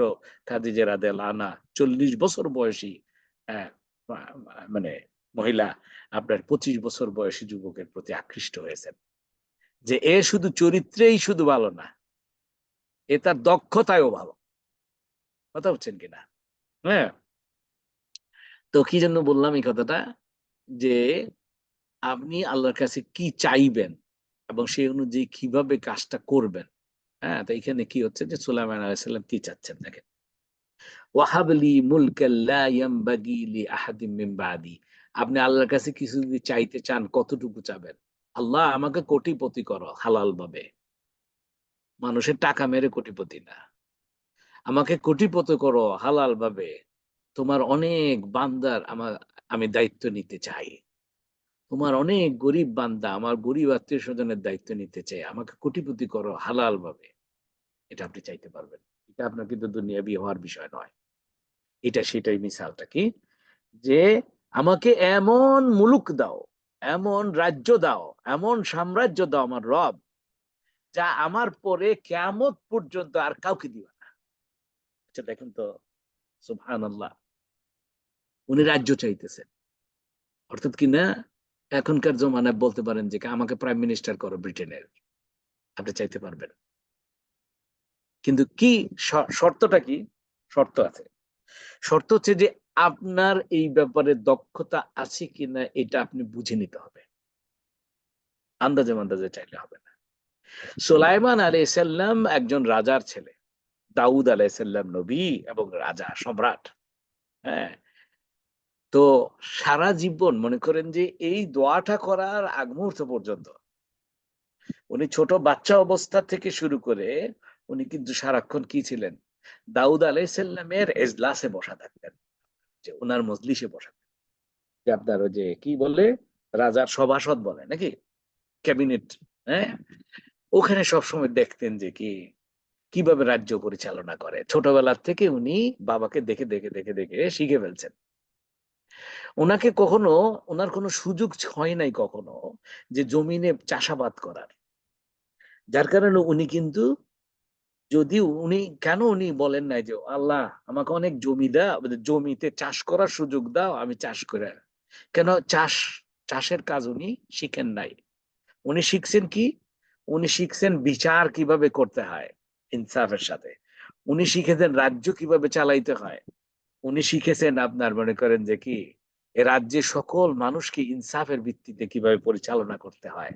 হ্যাঁ, রাজ্যের বায়তুল মাল কিভাবে আপনার, হ্যাঁ, আপনার ইয়ে করে, রক্ষা করতে হয়, এবং কিভাবে রাজ্যকে আপনার কিভাবে উন্নত করতে হয়। এগুলো উনি কিন্তু ছোটবেলা থেকে ওনার দাউদ আলাইহিসসালামের পাশে বসে বসে বসে বসে মানে উনি শিখেছেন। তো এই জন্য উনি চিন্তা করে বুঝে নিয়েছেন যে আমি এইটাই পারবো। আমারে ডাক্তারি করতে দিলে আমি ফেল করব। আমারে ইঞ্জিনিয়ারিং করতে দিলে আমি ফেল করব। আমাকে চাষাবাদ করতে দিলে আমি ফেল করব। কিন্তু আমি একটাই জীবনে শিখছি, সেটা কি? রাজ্য চালানো। এইজন্য উনি বলতেছে, "আমাকে এমন রাজ্য দাও যেটা তুমি আমার পরে আর কাউকে দিবা না।" এবং আল্লাহ রাব্বুল আলামিন উনার দোয়া কবুল করেছেন। উনি তখন আল্লাহ রাব্বুল আলামিন বলতেছেন যে কি, আপনারা সূরা সাদে পড়বেন ৩৬, ৩৭, ৩৮ নাম্বার। তখন আমি বাতাসকে তার অনুগত করে দিলাম, যা তার হুকুম অবাধে প্রবাহিত হতো যেখানে সে পৌঁছাইতে চাইতো। আর সকল শয়তানকে তার অধীন করে দিলাম, অর্থাৎ যারা ছিল প্রাসাদ নির্মাণকারী ও ডুবুরি এবং অন্য আরো অনেককে অধীন করে দিলাম, যারা আবদ্ধ থাকতো শৃঙ্খলে। তো বাতাস, হ্যাঁ, আপনার মনে করেন যে উনার তাবেদার হয়ে গেছে। আল্লাহ রাব্বুল আলামিন এইভাবে করে উনাকে রাজ্য দিয়েছেন। তো এখন তাহলে আপনি কি চাইবেন? আমার ভাই, আপনি আমাদের সমাজে এরকম আছে, ইন্না লিল্লাহ, এরকম আছে যে কেউ অমুকের ছেলে তো ডাক্তার হয়ে গেছে, হিংসা করছে। ও আমার বোন, ও আমার ভাই, তুমি তো তোমার ছেলেকে তো মেডিকেলে পড়াও নাই। নাহলে তো তোমার ছেলেও ডাক্তার হইতে পারত। সে মেডিকেলের এক্সপার্টিস তো, সে এমবিবিএস করে নাই। তাহলে তোমার অমুকের ছেলে ডাক্তার হয়ে গেছে, ভালো ইনকাম করতেছে, তার জন্য তুমি কেন হিংসা করছো? আল্লাহর কাছে আপনি সেটাই চাবেন। আপনি আজকে বসে, এই যে আজকে সেশনের পরে আপনি বসে একটু চিন্তা করবেন যে আমি আমার জীবনে কি সবচাইতে ভালো পারি। যেমন এরকম হইতে পারে আপনি খুব ভালো রান্না করেন, সুস্বাদু রান্না। তাহলে আপনি বলবেন যে, "ও আল্লাহ, আমাকে পৃথিবীর সবচাইতে শ্রেষ্ঠ শেফ বানাইয়া দাও।" হ্যাঁ? কিন্তু আপনি মেডিকেল পড়ছেন, আপনি কিন্তু তখন কিন্তু এটা বললে হবে না যে, "আল্লাহ আমাকে আপনি রান্না", যেমন আমি রান্না-বান্নার কিছু জানি না। হ্যাঁ? অথবা একটা কি বলে? অ্যা ডিম ভাজি করতে পারবো, চা বানাইতে পারবো, এই ধরনের। হ্যাঁ? এখন আমি যদি হাত তুলে আল্লাহরে বলি, "আল্লাহ আমাকে পৃথিবীর সবচাইতে কি বলে ওই যে ওর নাম কি? এই কতগুলো শেফের নাম এই মুহূর্তে মনে আসতেছে না। কেউ কি আমাকে সহযোগিতা করতে পারেন?" এই যে শেফ হইয়াও কিন্তু মিলিয়নিয়ার হইতে পারে। ভালো কুক হইয়া। যে আল্লাহরে আমাকেও, আচ্ছা আমি যে রান্না করতেই পারি না। আমি যদি হাত তুলে আল্লাহরে বলি যে, "আল্লাহ আমাকে তুমি শ্রেষ্ঠ রাঁধুনি বানায় দাও পৃথিবীতে। মিলিয়নিয়ার রাঁধুনি", এটার কোনো মানে নাই। আমি কি দোয়া করতে হবে? আল্লাহ আমি ইকোনমিক্স পড়েছি, ইসলামিক ইকোনমিক্স ফাইনান্স পড়েছি। আল্লাহ আমাকে পৃথিবীর শ্রেষ্ঠ অর্থনীতিবিদ বানায়। আমি আর কি জানি, কি আর জানি, হ্যাঁ, যে আমি প্রপার্টি সেক্টরে আমি কিছু বিজনেস করতে পারি। আল্লাহ আমাকে প্রপার্টি মিলিয়নিয়ার করো। এটা আমি করতে পারব। কিন্তু আমি মনে করেন যে আমি যে আল্লাহর কাছে যে খাবার দাবারের কোনো আমার কোনো আইডিয়া নাই, খাবার দাবারের কোনো ইনগ্রেডিয়েন্ট নিয়ে আমার কোনো আইডিয়া নাই। আমি বললাম যে ইংল্যান্ডের সব চাইতে সর্বোত্তম রেস্টুরেন্ট আমাকে করার তৌফিক দাও। এই দোয়ার কোনো মানে নাই। ভাই বোনেরা, এটা বুঝতে পারতেছেন কিনা দেখেন। এই জন্য আপনি বসে একটু চিন্তা করেন আজকে সেশনের পরে। আপনি হয়তো রং জিনিস চাচ্ছেন আল্লাহর কাছে, যে যোগ্যতা আপনার নাই, যেটার ব্যাপারে আপনার দক্ষতা নাই, এরকম একটা জিনিস আরেকজনকে তাকায় তাকায় দেখে আপনি ওইটা হইতে চাচ্ছেন, ওটার জন্য আল্লাহর কাছে দোয়া করতেছেন, ওইটা আপনি পাবেন না এবং পাচ্ছেন না এবং ফ্রাস্ট্রেটেড হচ্ছেন। ঠিক আছে না? একইভাবে ইউসুফ আলাইহিসসালাম উনি বুঝতে পেরেছেন। উনি বলতেন যে কালা জাআলনি আলা খাযাইনিল আরদ ইন্নী হাফিজুন আলীম। ইউসুফ বললেন, ইউসুফ আলাইহিসসালাম সূরা ইউসুফের ৫৫ নম্বর আয়াতে, আমাকে দেশের খাজানচিখানার দায়িত্ব দেন। রাজাকে বলতেছে, বলছেন উনি ধন ভান্ডারের দায়িত্ব, বেসিক্যালি দেশের বায়তুল মাল, আমাকে ফাইন্যান্স মিনিস্টার করেন, আমাকে ফাইন্যান্স সেক্রেটারি করেন। এই যে চাওয়া, আমাদের মধ্যে অনেকের ধারণা হচ্ছে যে আপনার দায়িত্ব চাওয়া যাবে না। আপনি যেই বিষয়ে যোগ্যতা রাখেন, আপনি যদি কনফার্ম থাকেন ওইখানে, মনে করেন একজন ডাক্তার বসা, আরো ৫০ জন মানুষ আছে, একজনও ডাক্তার না।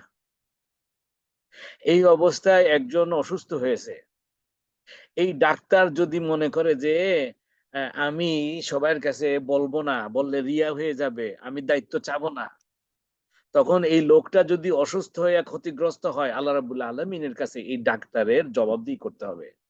ওই ৫০ জন মানুষ, তারা এই মেডিকেল সায়েন্স সম্পর্কে আইডিয়া নাই যেহেতু, উনি কিন্তু হাত তুলে বলতে হবে আমি একজন ডাক্তার, আমাকে ডাক্তারি করতে দেন, এই দায়িত্ব আপনি নিতে হবে। ওখানে কিন্তু আপনি বললে হবে না যে দায়িত্ব চাওয়া যাবে না, এই জন্য আমি বসে রয়েছি ভদ্রতা দেখানোর জন্য। না।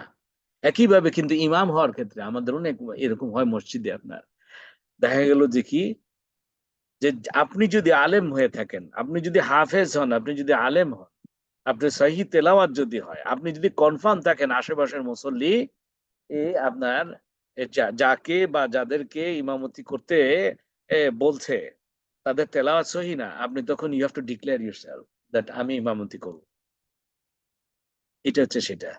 ওখানে কিন্তু আপনি সাই ফিল করলে হবে না এবং আল্লাহর কাছে জবাবদিহি করতে হবে আপনার। যদি দেখা গেল যে আপনার ওই যে সহি তেলাওয়াত করতে পারে না, আপনি যেহেতু ডিক্লেয়ার করলেন না, সাই ফিল করলেন, লোকেরা কি মনে করবে?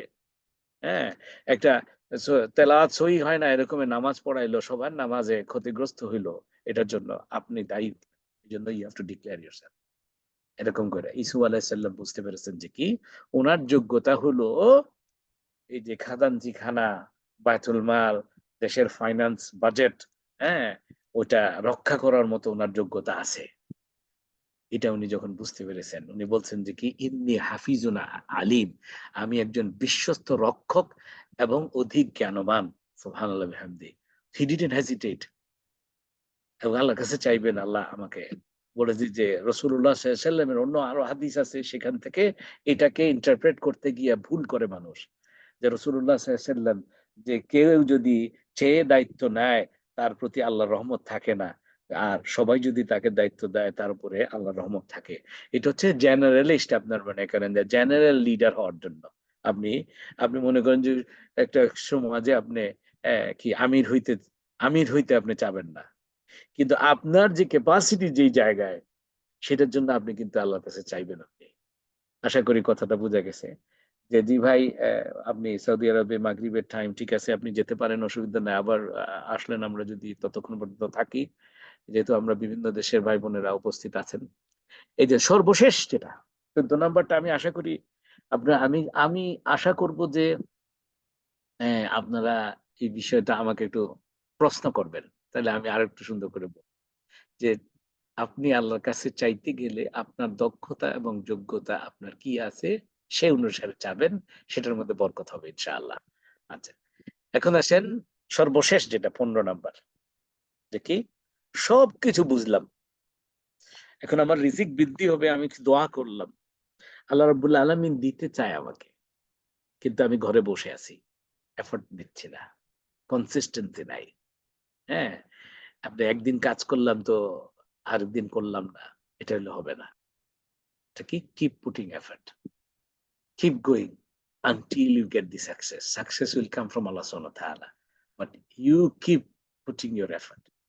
আপনার চেষ্টা আপনি করে যেতে থাকেন, সাই আপনি করে যেতে থাকেন। আপনি দেখেন যে সুবহানাল্লাহ, যে জুমার নামাজের জন্য আল্লাহ রাব্বুল আলামিন যে ডাকছেন, দেখা গেল যে আমাদের মধ্যে, আমাদের মজলিস গুলাতে আলোচনা হয়, শুধু এটা হয় যে জুমার নামাজের ডাক আসলে তুমি তাড়াতাড়ি করে মসজিদে যাবা, যত তাড়াতাড়ি সম্ভব মসজিদে যাবা। রাসূলুল্লাহ সাল্লাল্লাহু আলাইহি ওয়াসাল্লাম বলেছেন, কোরআনে আল্লাহ রাব্বুল আলামিন বলছেন, ভালো কথা।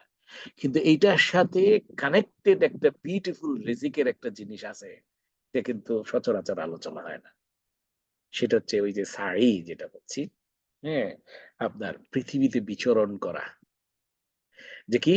আল্লাহ রাব্বুল আলামিন বলতেছেন যে সূরা জুমআতে না ৯ থেকে ১১ নম্বর আয়াত যদি পড়ে নেন, হ্যাঁ?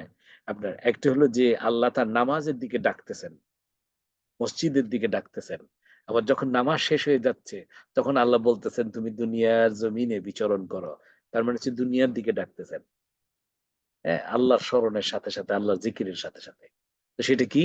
দেখেন, ইয়া আইয়ুহাল্লাযীনা আমানু ইযা নুদিয়া লিস-সালাতি মিন ইয়াউমিল জুমআতি ফাসআউ ইলা যিকরিল্লাহ ওয়া যারুল বাই'। ও ঈমানদাররা, ও ঈমানের দাবিদাররা, জুমার দিনে কি করো? যখন নামাজের আযান দেওয়া হয় তখন তোমরা আল্লাহর জিকিরের দিকে ফাসাও, সাই করো। হ্যাঁ? যে এখানে এটার কিরকম? এটার পেইজটা কিরকম হবে? এটার স্পিডটা কিরকম হবে? এটার স্পেসটা হবে অস্থিরতার মধ্যে। আল্লাহর তড়া করতে বলতেছে সাই। সাইর বেস্ট পেস হচ্ছে হাজার আলাইহিস সাল্লাম যেটা করছেন, সাফা থেকে মারওয়া গেছেন। একটা অস্থির হয়ে যে উনি কি আপনার সন্তানের জন্য, ইসমাইল আলাইহিস সাল্লামের জন্য পানি চাচ্ছিলেন। হ্যাঁ?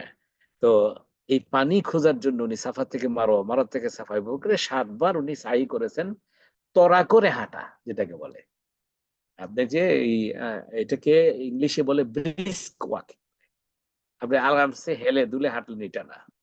আপনি একটা কিছু একটা পাওয়ার জন্য একটা অস্থিরতা নিয়ে শান্ত মনে অস্থিরতা মানে আবার উষ্টা খাইয়া যেন না যান না ভাই। আবার, হ্যাঁ? তো সাইর মাধ্যমে ফাসাউ ইলা যিকরিল্লাহ ওয়া যারুল বাই', যে আল্লাহর জিকিরের দিকে মানে নামাজের দিকে, মসজিদের দিকে তুমি কি যাইতে থাকো। এই যাওয়ার জন্য যত প্রস্তুতি লাগে প্রস্তুতি করতে থাকো ধ্যানের সাথে। একটা যেমন অস্থিরতা যে আমি যত তাড়াতাড়ি সম্ভব আমি মসজিদে পৌঁছাইতাম, সমস্ত বেচাকেনা বন্ধ করে ওয়াজরুল ভাই দুনিয়াবি সমস্ত কাজ বন্ধ করে দিয়ে রওনা দিয়ে দাও। আচ্ছা, যালিকা খায়রুল লাকুম ইন কুনতুম তা'লামুন, এবং এইটা তোমরা যদি জানতা, তোমরা যদি বুঝতা, এটাই তোমাদের জন্য সর্বোত্তম। যখন নামাজের ডাক আসলো, এরপরে ওই সময় তুমি দুনিয়ার কাজ নিয়ে ব্যস্ত থাকবা না, এটা ফেলে দাও, ফেলে দিয়ে দৌড় দাও।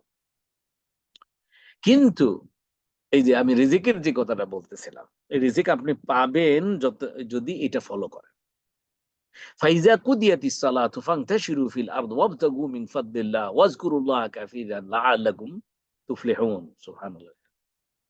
যে যখন নামাজ শেষ হয়ে গেছে, হ্যাঁ, নামাজ তোমার পড়া শেষ, এই যে কিছু মানুষ মসজিদে বসে থাকে। না, আল্লাহ নিজে কমান্ড দিতেছে। যেরকম বলছে যে তড়া করে তুমি দৌড় দাও, মানে দৌড় দিতে না, সরি, দৌড় কথা না।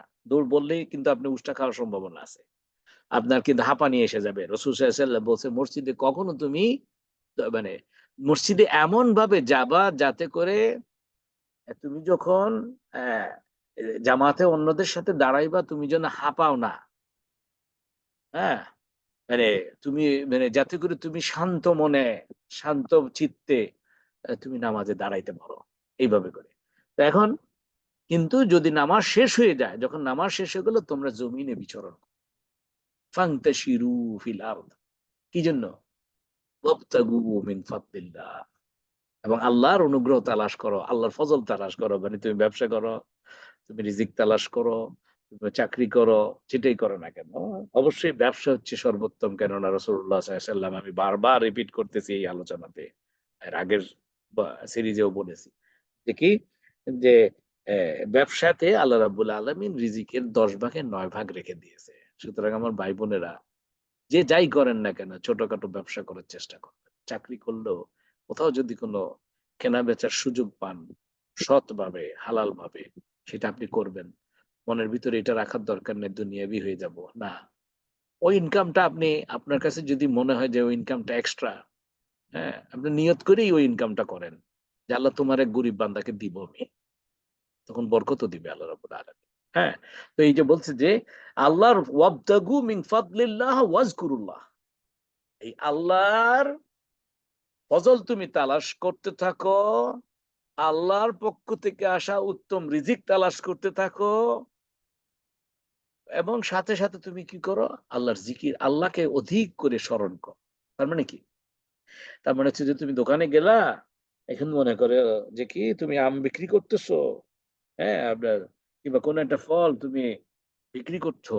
তুমি বলছো যে ১ কেজি, এই কেজিতে তুমি মাপে গন্ডগোল করলা না। কেন? আল্লাহকে স্মরণ করতেছো তুমি। যে আল্লাহ দেখতেছে। যে বাটখারার ভিতরে আপনার তলে দিয়ে একটা কি একটা রেখে দিয়ে আপনার ওজন আননেসেসারি আপনার বাড়ায়। তারপরে ওই যে সমস্ত ভেজিটেবল আছে ওগুলাতে পানি দিয়ে আপনার কি করে ওজন বাড়ায়। হ্যাঁ? এগুলা করো না। এগুলা সে করবে না। সে যদি ওয়াজকুরুল্লাহ ওয়াবতাগু মিন ফাদলিল্লাহ ওয়াজকুরুল্লাহ। লাহি ওয়াজকুরুল্লাহ এই ২ টা একসাথে যাইতে হবে। যে আল্লাহকে স্মরণ করার মাধ্যমে আল্লাহর অনুগ্রহ তালাশ করতে থাকো। লাআল্লাকুম তুফলিহুন যাতে করে তোমরা সফল কাম হও। আমার ভাই-বোনেরা এই ১৫ টা জিনিস যদি আ মনের ভিতরে রাখতে পারি, যদি বুঝতে পারি, তাহলে দেখবেন যে রিজিকে বরকত হবে ইনশাআল্লাহ এবং রিজিকে আপনি প্রশান্তি পাবেন। রিজিকের ভিতরে বরকত হবে। রিজিকের ভিতরে রিজিক আসবে। আমি সামারাইজ করে জাস্ট বুলেট পয়েন্ট বলে দেই আবার এই ১৫ টা কি? আপনারা যারা আগের সেশন গুলো অ্যাটেন্ড করেন নাই তাদের জন্য নোট করার জন্য সুবিধা হবে ইনশাআল্লাহ। ১ নাম্বার হচ্ছে রিজিক আল্লাহর কাছ থেকে আসে। ২ নম্বর হচ্ছে যে রিজিক আপনি অস্থির হওয়ার কিচ্ছু নাই। রিজিক ফিক্সড করা আছে। এবং সেটা আপনার জন্য যে রিজিক আছে এটা আপনার কাছে চলে আসবে। পৃথিবীর সকল মানুষ, সকল কেউ যদি তো আপনাকে বাধা দেয়, ওই রিজিক আপনার কাছে আসবেই আসবে। সুতরাং টেনশন করার কিছু নাই। হয়তোবা আপনার সফলতা ২০ বছর বয়সে আল্লাহ রাখেন নাই বা ৩০ বছর বয়সে আল্লাহ রাখেন নাই কিংবা ৪০ বছর বয়সে আল্লাহ রাখেন নাই। আপনার সফলতা হয়তোবা ৬৫ বছর বয়সে রেখেছেন আল্লাহ রাব্বুল আলামিন। সুতরাং কিপ ট্রাইং আপনার অস্থির হওয়ার কিছু নাই। ৩ নম্বর হচ্ছে রিজিক বাড়ায় কমায় আল্লাহ রাব্বুল আলামিন। এটা মাথায় রাখবেন। যখন একটু টান পড়তেছে অস্থির হবেন না।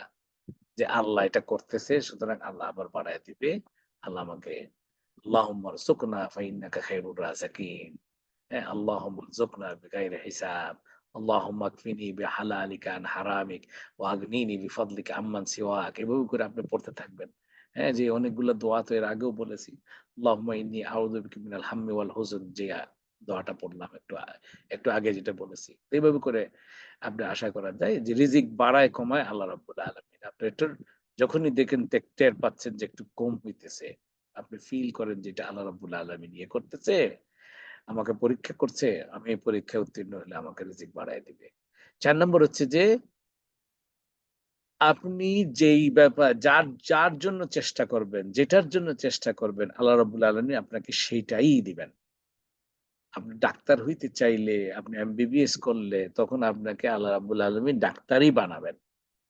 আপনি তখন অর্থনীতিবিদ হওয়ার চিন্তা করলে আপনার হবে না। হ্যাঁ? যেটার জন্য আপনার চেষ্টা। আপনি কি বলে?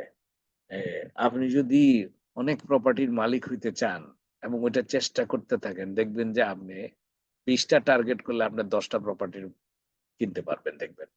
আপনার এটা হবেই হবে। হ্যাঁ? হালাল ভাবেই। আপনি এটার রাস্তা খুঁজতে থাকবেন, আল্লাহ রাস্তা দেখায় দিবে। হ্যাঁ? আর আপনি যদি কি বলে?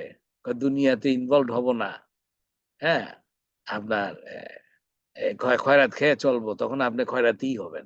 আপনি দেখবেন যে আপনার হাত সবসময় নিচের হাত হবে। তমুকের থেকে আপনি নিবেন। হ্যাঁ, এই আমাদের মুসলমানে খালি খয়রাত করে খালি। আপনার মনে করেন মসজিদ বানাইবে। আমার ইচ্ছে হইছে মসজিদ বানাইতে। খায়েশটা আমার। আমি কেন আপনার কাছে খয়রাত খুঁজি? হ্যাঁ? আমি নিজে ইনকাম করে কেন এই মসজিদটা বানানোর মতো ক্যাপাসিটি ডেভেলপ না করি? মসজিদ আল্লাহর ঘর। হ্যাঁ? এবং আল্লাহ মেজেস্টিক, তার ঘর মেজেস্টিক। আমি সেটার জন্য আপনার কাছে ভিক্ষার হাত চ্যারিটি একটা অর্গানাইজেশন খুলেই ভিক্ষার হাত খোঁজা শুরু হয়। 2 টাকা দেন, 5 টাকা দেন, 2 টাকা দেন, 5 টাকা দেন, এইভাবে করে। আমার ইচ্ছা হয়েছে এতিমদেরকে লালন পালন করতে। এখন আমি এতিম লালন পালন করার জন্য চ্যারিটি বানাইয়া আপনার মানুষের কাছে খয়রাত খোঁজা শুরু করতে। আপনার যদি ইচ্ছা হয় যে আপনি খয়রাত খুঁজবেন এবং সেটার জন্য আপনি চেষ্টা করতেছেন, আপনাকে আল্লাহ রাব্বুল আলামিন খয়রাত খুঁজনেওয়ালাই বানাবে। কিন্তু আপনার যদি ইচ্ছা হয় যে না আমি ইনকাম করব, স্বাবলম্বী হব, মানুষের উপকার করার জন্যে, আল্লাহ রাব্বুল আলামিন আপনাকে তাই দিবে। এটা ৪ নাম্বার। ৫ নাম্বার, ব্যবসার মধ্যে রিজিকের ১০ ভাগের ৯ ভাগ আল্লাহ রাব্বুল আলামিন রেখেছেন। সুতরাং entrepreneurial হন, উদ্যোক্তা হন। আশা করি জীবনে বরকত হবে। আপনার ছেলে-মেয়েদেরকেও উদ্যোক্তা হওয়ার জন্য মানে কি তাম্বি করেন, ইন্সপায়ার করার চেষ্টা করেন। ৬ নম্বর হচ্ছে কি, যত বেশি মানুষের দায়িত্ব নিবেন, তত বেশি রিজিক আল্লাহ আপনাকে দিবেন। আর ব্যাখ্যা করব না। ব্যাখ্যা আগের সেশন গুলা থেকে একটু রেকর্ডে শুনে নিবেন ফেসবুক পেজে। ৭ নম্বর হচ্ছে তাকওয়া অবলম্বন করলে, অর্থাৎ কিনা মিথ্যা কথা না বললে, ডিসিভিং না করলে, আপনার সত্য না লুকাইলে, যেখানে একটা কিছু মানে একটু সত্য লুকাইলে প্রমোশন হয়ে যাবে, এগুলা যদি না করেন, আপনার হয়তোবা চাকরি চলে যেতে পারে, কিন্তু বিনিময়ে আল্লাহ রাব্বুল আলামিনের চাইতে আরো উত্তম চাকরি দিয়ে দিতে পারে। তাকওয়া অবলম্বন করলে কল্পনার অতীত জায়গা থেকে আল্লাহ রাব্বুল আলামিন আপনাকে দিবেন। ৮ নম্বর হচ্ছে কি, তাওয়াক্কুল যদি করেন। তাওয়াক্কুল করলে আল্লাহ রাব্বুল আলামিন সুনানে তিরমিজির কথা, মানে তিরমিজির হাদিস আমি বর্ণনা করেছি আপনাদেরকে ওখানে, যে পাখির মতো আল্লাহ রাব্বুল আলামিন রিজিক দিবেন। যেই পাখি সকালে চলে যায়, কোনো তার প্ল্যান নাই কোথা থেকে সে খাবার পাবে।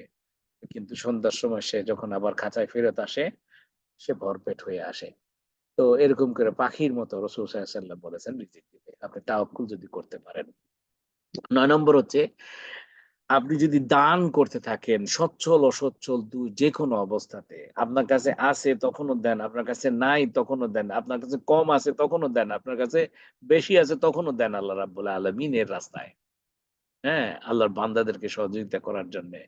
আপনি এই তাইলে আল্লাহ রাব্বুল আলামিন আপনার রিজিক বৃদ্ধি করতে থাকবে। আপনি যত দিবেন আল্লাহ বহু গুণে আপনাকে ফেরত দিবে। আখিরাতে দিবেই, দুনিয়াতে আপনাকে বহু গুণে ফেরত দিবে। একে ৭০০, ৭০০ থেকে আরো বেশিও হইতে পারে। ১০ নম্বর, হ্যাঁ, প্রোভাইডেড হচ্ছে আপনার যদি তাওয়াক্কুল থাকে, আপনার যদি ইতমিনান থাকে যে আল্লাহ, হ্যাঁ, আল্লাহর কথাকে আপনি যদি বিশ্বাস করেন, আল্লাহর কমিটমেন্ট কে যদি আপনি বিশ্বাস করেন, দিল থেকে যদি বিশ্বাস করেন। জিজ্ঞেস করলে সবাই বলবেন যে আমরা বিশ্বাস করি। কিন্তু মেজরিটি মুসলিম দিল থেকে আল্লাহ রাব্বুল আলামিনের এই কমিটমেন্ট গুলাকে বিশ্বাস করে না। আচ্ছা। যে দান করা হচ্ছে যে আপনার ওয়াইমহাকুল্লাহু রিবা ওয়া ইউরবিস সাদাকাত, হ্যাঁ? ওয়া ইউরবিস সাদাকাত, আপনার যে সুদকে ধ্বংস করব এবং সাদাকাতকে বা দানকে আমরা বৃদ্ধি করব। এটা আল্লাহর ওয়াদা। সুতরাং আপনি যত দিবেন তত আরো বেশি, বেশি পাবেন।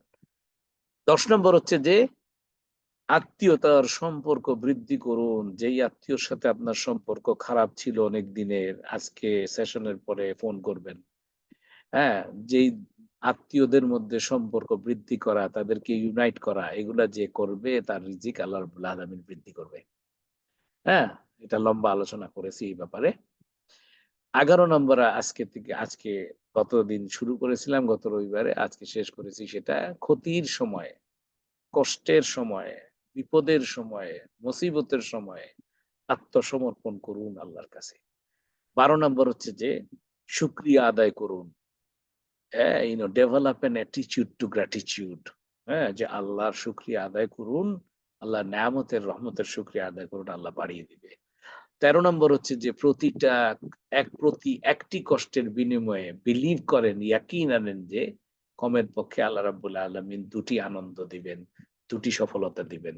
প্রতিটা প্রতি একটা বিফলতার বিনিময়ে, প্রতি একটা লসের বিনিময়ে আল্লাহ রাব্বুল আলামিন কমের পক্ষে ২ টি গেইনিং কিংবা বেনিফিট দিবেন কিংবা প্রফিট দিবেন আল্লাহ রাব্বুল আলামিন। ১৪ নম্বর হচ্ছে যে আপনি চাইবেন, হ্যাঁ, যত বেশি আল্লাহর কাছে চাইতেছেন, সুতরাং খোলা মনে চাইবেন, কিন্তু চাইতে গিয়ে আপনার দক্ষতা এবং যোগ্যতা অনুসারে চাবেন। যেই বিষয়ে আপনি কখনো এফর্ট দেন নাই ওরকম জিনিস আপনি চাইলে, হ্যাঁ, যে মানে এটা আপনি হতাশ হবেন, ওটা পাবেন না। হ্যাঁ? ওই যে যেটা উদাহরণ দিয়েছি যেমন আমার ক্ষেত্রে আমি যদি শেফ হইতে চাই এটা আমার হবে না। কেননা আমি রান্না-বান্না শিখি নাই কোনদিন। আচ্ছা। ১৫ নাম্বার সর্বশেষ হচ্ছে যে কাজ করতে থাকেন। Keep going, keep going. Don't stop. Consistently করতে থাকেন, করতে থাকেন। সাই করতে থাকেন, করতে থাকেন। সাফা মারওয়া করতে থাকেন, করতে থাকেন। আপনার রাউন্ড অনুসারে আল্লাহ রাব্বুল আলামিন আপনাকে জমজম দিয়ে দিবেন ইনশাআল্লাহ। তো জাযাকুমুল্লাহ খাইর। আমি এখানে শেষ করছি। আল্লাহ রাব্বুল আলামিন আমাদেরকে এই রিজিকের মূলনীতিগুলো বোঝার তৌফিক দান করুন।